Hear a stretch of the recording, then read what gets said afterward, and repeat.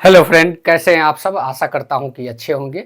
Friends, आज की इस वीडियो में हम लोग बात करने वाले हैं वैसे अभ्यर्थियों के बारे में जो सीटेट पेपर देते हैं, लगातार दे रहे हैं, लेकिन डिसक्वालीफाई हो जा रहे हैं। जी हाँ दोस्तों, आज हम वैसे अभ्यर्थियों की बात कर रहे हैं जो परेशान हैं गणित और अंग्रेजी के पेपर को देख के, यानी कि भाषा शिक्षण में गणित और शिक्षण शास्त्र और इंग्लिश के पेपर 2 यानी भाषा का जो पेपर होता है उसको देखकर अभ्यर्थी थोड़ा घबरा जा रहे हैं और इन्हीं दो सब्जेक्ट की वजह से लगातार सीटेट क्रैक नहीं कर पा रहे हैं।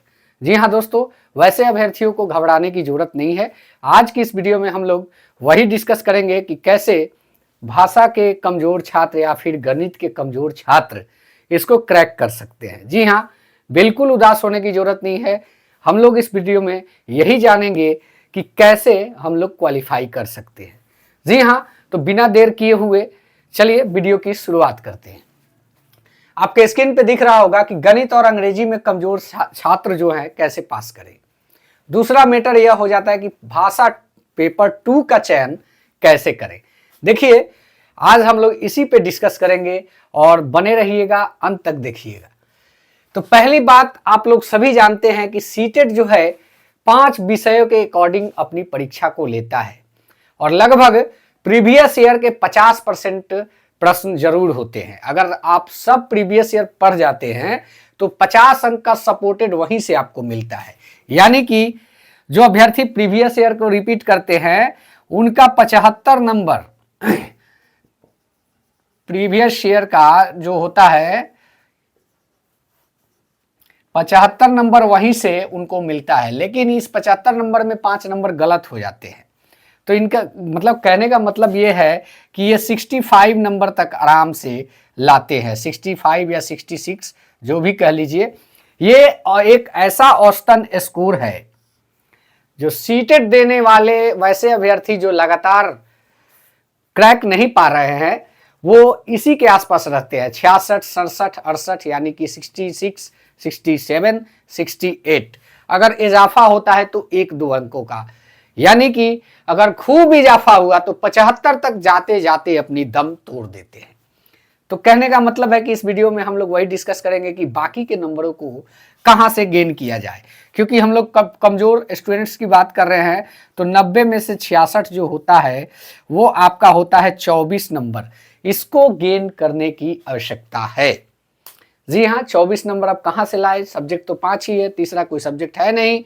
तो कहने का मतलब कि आप सीडीपी में खूब अच्छा कर सकते हैं। अगर प्रीवियस ईयर को देखते हैं, टैग वर्ड को देखते हैं, मान के चलिए टैग वर्ड भी बहुत अच्छा सपोर्ट करता है, ऑप्शन को देखते हैं, इन सब पर हमारा वीडियो अपलोड है, आप उसको देख ले सकते हैं। तो टैग वर्ड और ऑप्शन के वीडियो से भी आपको बहुत ज़्यादा फायदा मिलेगा, क्योंकि कभी कभी ऑप्शन जो होता है वो आपके प्रश्नों के उत्तर सही कर देता है। जी हाँ, जैसे लंबे प्रश्नों के आंसर और टैग वर्ड के आधारित जितने भी ऑप्शन होते हैं उसको देखें और प्रीवियस ईयर को देखें। 3 चीज आपको देख लेना होगा, ये आप 1 वीक में कर सकते हैं। इन तीनों चीजों को आप देख लीजिए और उसके बाद आते हैं, बात करते हैं सीडीपी में आप कितने भी कमजोर हैं तो आप जो है 20 नंबर अवश्य लाते होंगे, ये हमें जानकारी है। सीडीपी में आप 20 अंक जरूर लाते होंगे। पर्यावरण में आपका अच्छा नहीं भी है, थोड़ा भी है, तो कम से कम 18 नंबर आप जरूर लाते होंगे। 18 नंबर एकदम लाते होंगे। और बात करते हैं भाषा के पेपर में, अगर गद्यांश पद्यांश को आप अच्छे ढंग से प्रैक्टिस करते हैं, गद्यांश हो गया आपका और पद्यांश हो गया, ये दोनों का प्रैक्टिस आपको अच्छे से करना है, क्योंकि इसमें करना कुछ नहीं है। ये 15 होते हैं, इसको आप सही ढंग से पढ़ लेते हैं तो 12 नंबर कहीं नहीं जाने वाला है। अगर इसकी प्रैक्टिस आप लगातार एक दिन में आप 10-10 सेट की प्रैक्टिस करें, 2 दिन की प्रैक्टिस में आप 15 में 12 ला सकते हैं। तो ये गद्यांश पद्यांश को जरूर देखिए। तो ऐसे में हम कह सकते हैं कि आपने शिक्षण शास्त्र भाषा का तो ऑलरेडी पढ़ा है, क्योंकि पेपर यहाँ आपका बता रहा है।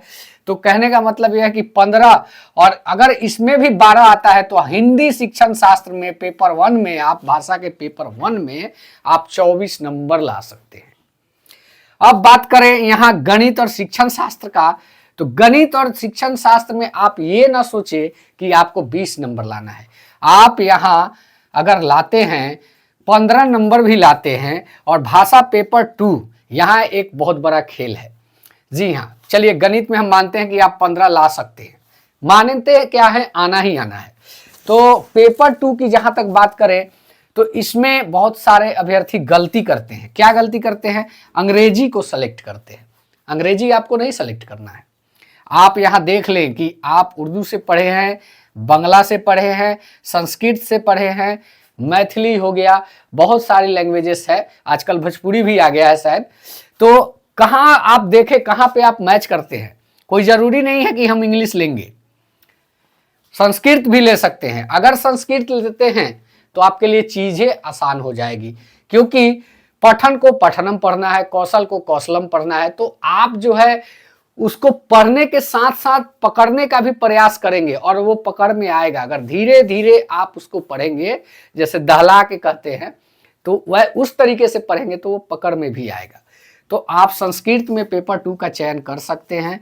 और नहीं भी करते हैं तो भी आपका यहां मान के चलिए कि कितना आ सकता है, 18 नंबर आप ला सकते हैं, क्योंकि इंग्लिश के ऑलरेडी थोड़ा बहुत जानकार आप होंगे ही और शिक्षण शास्त्र में आपने पढ़ा ही है। तो कुल मिला के अगर इन सभी को जोड़ दिया जाए तो 8 4 12 5 17 8 25 के 5 हाथ में 2 4 2 6 1 7 2 9 95, यानी 90 प्लस नंबर आपके कहीं नहीं जाएंगे। अगर 1-2 नंबर भाषा के पेपर 2 में कम आते हैं, क्योंकि आपने इंग्लिश रखा है तो उसमें कम भी आते हैं, यानी मान के चलिए कि अगर 15 भी आता है तो भी आप जो है 92 प्लस ला सकते हैं। ये जो मैं बताया सबसे कम अंकों को पकड़ के ही बताया। तो आपकी कोशिश यही होनी चाहिए कि बाल मनोविज्ञान में कम से कम 20 नंबर, और पर्यावरण शिक्षण शास्त्र में अगर 20 के ऊपर आता है तो और बढ़िया है, लेकिन 18 से कम नहीं आना चाहिए।